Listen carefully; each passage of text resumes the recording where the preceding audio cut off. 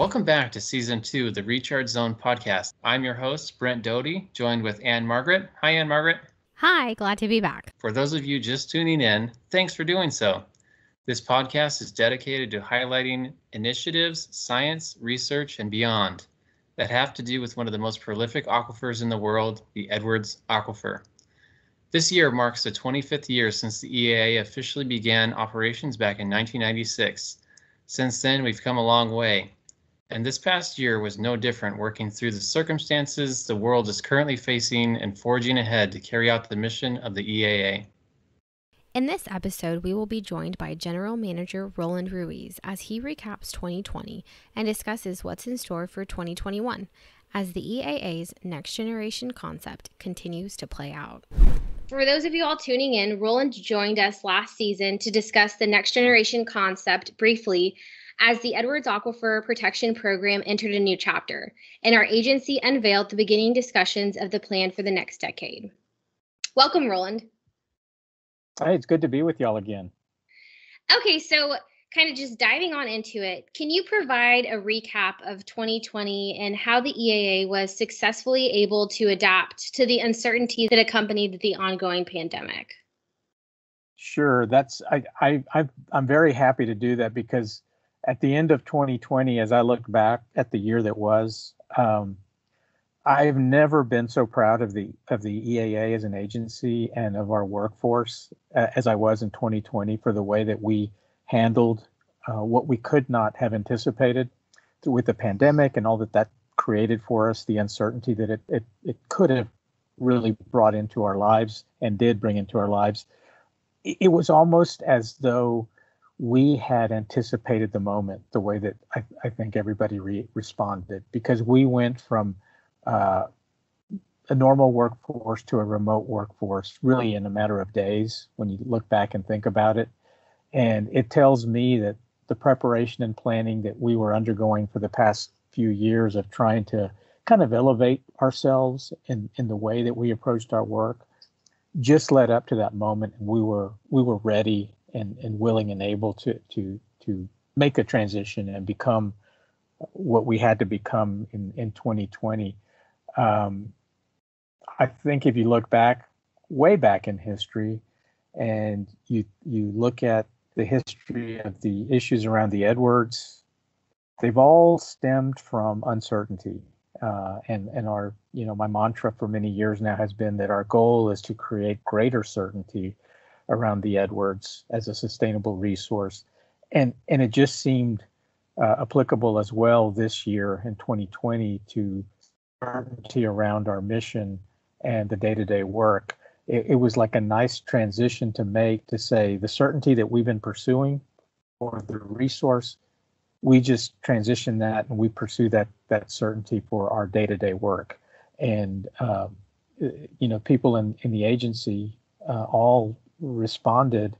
And I think we today, as we start a new year, I think we're a better organization for it. I wouldn't wish to go through another type of, ordeal like that, as no one would. But usually, as is the case, when you come through the valleys, before you get to the mountaintops, and you look back at where you've been, you realize that there was so much value in doing that and enduring. And so the word that comes to mind for me is resilience. I think the agency showed a lot of resilience in 2020, and I think it'll serve us well as we look to the future and try to kind of map our steps forward in what we're envisioning for the next iteration of what the EAA mission might look like. I would have to agree with you, Roland. It's just initially, as disruptive as it was, as the months wore on, we kind of settled into our situation and adapted to it, and even accomplished most, if not all, of the field work that we would typically do to collect data. Speaking from the science side, we just did not let it stop us from getting our mission done.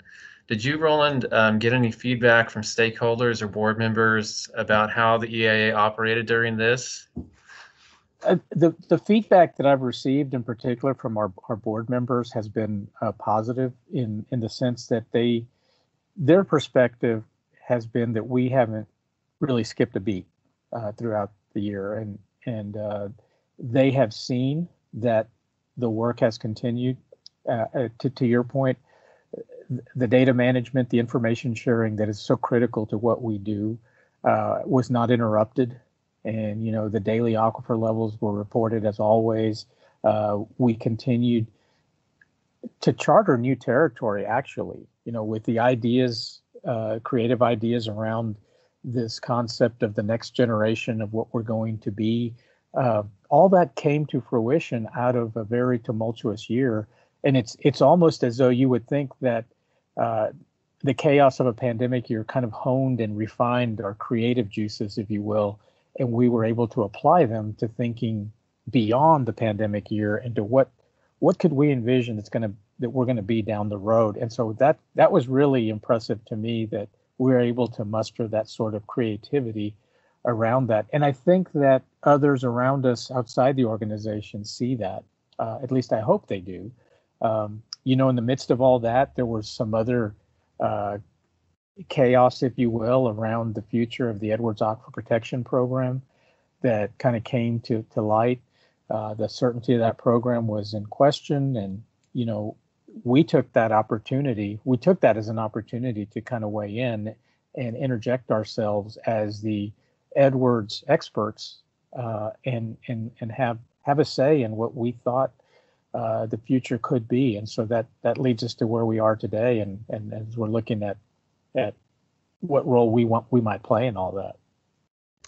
I'm glad you mentioned the next generation concept, and that certainly for me was one of the highlights of 2020, was the revelation of this program that's going to serve as a conservation tool for years to come, and generations, in fact.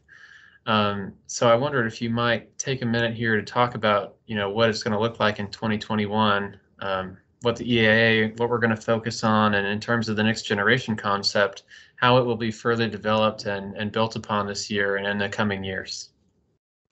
Well, that's a loaded question, but it's a good question.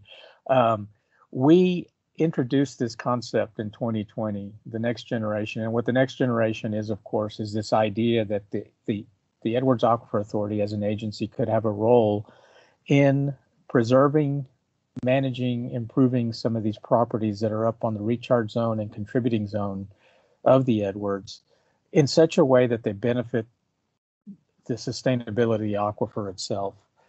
We know that the city of San Antonio has been doing this now for the better part of 2 decades through the Edwards Aquifer Protection Program.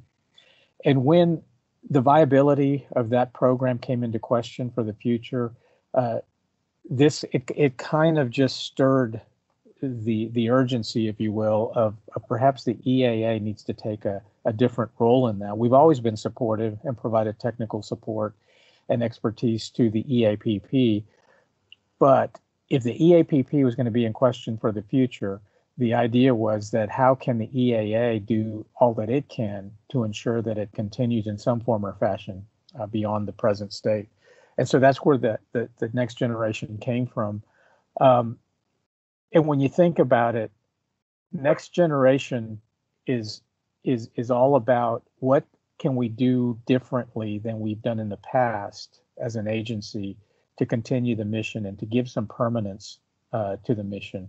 We've made such tremendous strides in our first 2 decades of operations in doing and carrying out the fulfillment of our statutory requirements with the permitting system, with establishing minimum spring flows through a habitat conservation plan. And so the question was, what is the next step? What do we do next to shore up all that, to ensure that everything that we've invested in terms of time, resources, science, data, what can we do next to make sure that it has a lasting permanence beyond our time here at the agency? And so that's the next generation. We're looking at in 2021 to begin to give greater shape to what that might look like. I envision that we will go through a process with our board of directors to kind of put some meat on the bones of the concept of next generation.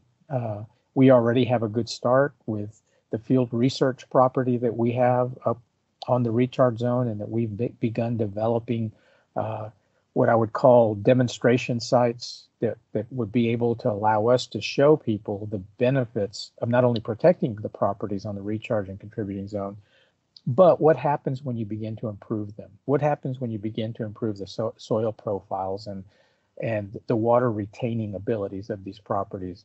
I see this as life by 1,000 mini steps of land management improvements across the entirety of the region. So it's exciting because I think it's an opportunity to engage a whole lot of people in our mission that at one time probably would not have had an interest. But it's broadening our perspective. It's broadening our ability to partner and collaborate with people. And so in 2021, I see us putting all that into actual plan documents and beginning to go out and seek other partners that want to join us in that effort, in particular in fundraising and areas of that nature, where we're going to need to have partners with us. We can't do it all by ourselves. We realize that. And that's actually the beauty of Next Generation, is that it requires others to join us in that mission. I was going to say, and I think too, in the literal respect of Next Generation, the Education Outreach Center and that opening, that partnership with Morgan's Wonderland Camp, talk about Next Generation. Those are actual, students and children that will have access to being educated about the Edwards Aquifer system and kind of raising up those children to further understand, what it is that the system is and how prolific the aquifer is and just how much water it provides to our jurisdiction and our surrounding communities. So I feel like, it's keeping in with that theme, and the fact that it's so close to the Field Research Park also lends itself to opening up those possibilities of, like you said, the demonstrations and showing children, even the research side of things. Absolutely. I think it's a multi-pronged effort, and you're right. The education component will have to rise to a new level than we've ever seen before. And that, fortunately, we do have the partnership with Morgan's Wonderland Camp. And out of that Education Outreach Center, there will be a close linkage to the field research initiatives. I see the next generation, as you say, the next generation of adults, of humans that are going to live here in this part of Texas, that they, in as much as anybody else, they are our partners in this. They have to be our partners because they will carry forward, what we say today. They're going to carry it forward in practice. And so it's very much a literal and a figurative statement to say that when you say next generation, we are literally talking about the next generation of people that will occupy this part of Texas, but it's also figurative, and it's the next generation of our mission and how it will play out. So it will touch multiple parts of what we do day to day, most notably at first with the research on the boots on the ground, so to speak, and then secondarily with the education outreach, because they'll go hand in hand, one with the other. And I think they always have. It's just never been so readily and easily connected as it will be between the Field Research Park and the Education Outreach Center. And along that note, Roland, with our stakeholders, the general public, and our partners, the news of this project or this program, Next Generation, has been overwhelmingly positive. But there have been a few individuals concerned that it could eventually lead to large increases in our aquifer management fee. Can you address that and talk about, plans to fund the program and avoiding using the AMF to do so? Sure. We don't go into Next Generation with our, with unrealistic expectations. We know that historically financial resources are always at a premium, and we're very cognizant of the fact that the people that fund the mission want to see a return on the investment that they make. That's why for the past 10 years, we have held steady on the aquifer management fees. We haven't had an increase since 2012, I believe it was. And that was largely to begin to fund the habitat conservation plan. And so we've done that, and we've done a tremendous amount of good work with the resources that we had in hand. So now as we look ahead, we don't want to change that. We're not changing the method or the mode of operation. What we're saying is, let's take a measured, reasoned approach to this. Let's see what we can do with the resources we have. And where we need additional resources, our plan is to leverage the Edwards Aquifer Conservancy, which is our nonprofit support arm. And let's leverage those resources to try to draw more money, more resources to the mission without having to just weigh and lean on the ratepayers that pay the aquifer management fees. So this is not going to happen overnight. This is I've called it a multi-generational type of approach to doing something that's going to benefit the aquifer. And so we're going to take measured approaches, measured steps as we can within our resources available. So it would be nice to do it all at once, but as we've seen, it's taken us 25 years to get to where we are today, to get to the level of certainty. So I think looking ahead, we need to have the same mindset that we can't just, open a cash register and empty the till, so to speak. We're going to have to do it in a way that is respectful and mindful of what people have come to expect from us as an agency, and that is that we are fiscally minded, that we don't waste, but we squeeze as much as we can out of every dollar to the benefit of the resource, and that's what we'll do. But largely, we're going to have to rely on the partnership. We're going to have to rely on funding partners. We're going to have to rely on alternative funding sources to maximize the effect of what we want to do. And that's the good news here. I mean, when EAPP first started, it first started because there was a coalition of citizens and groups and stakeholders, all like-minded, all wanting to help preserve the aquifer. And we have that same sort of support right now. There's organizations and folks across the Edwards Aquifer region who want to do more and who want to protect the aquifer. So I think you would comment, Roland, that we have the right atmosphere right now to do a project like this. I believe there is a tremendous swell of support for continuing programs like what the EAPP has done, and to continue protecting the aquifer in that way through a willing partnership between landowners and government, whatever the government may be, whether it be the city of San Antonio or the Edwards Aquifer Authority.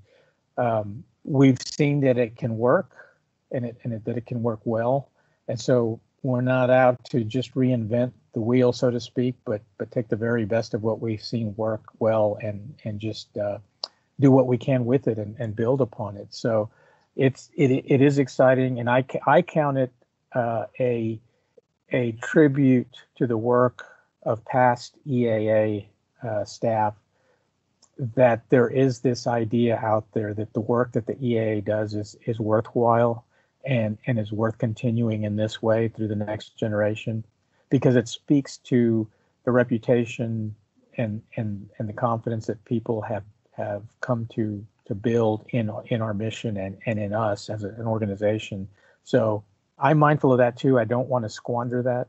I want to guard that with being respectful and responsive to what the rest of the region would want from us. So that's why I say we're going to be measured in our approach, and we're going to try to bring people with us, because we can't do it alone.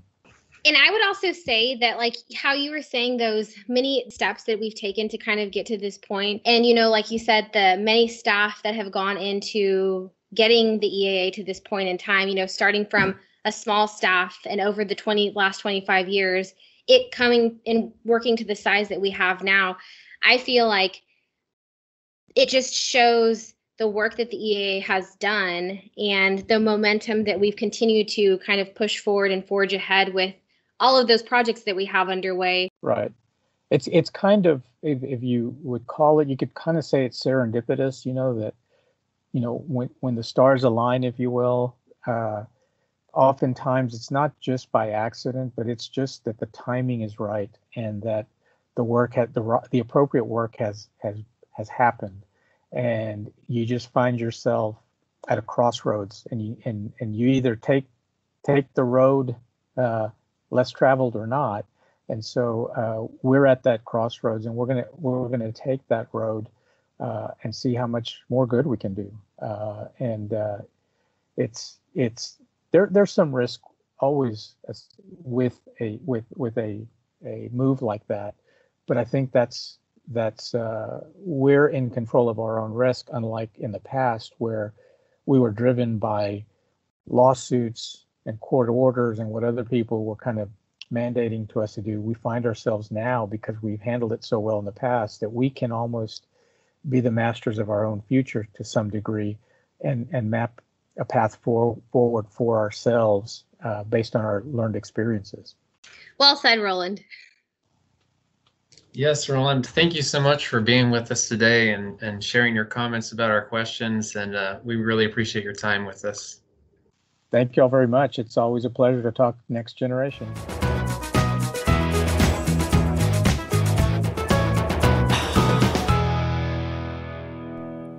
Thank you all for tuning in to this episode of the Recharge Zone podcast. Have questions, ideas for topics, or things you would like to share with us?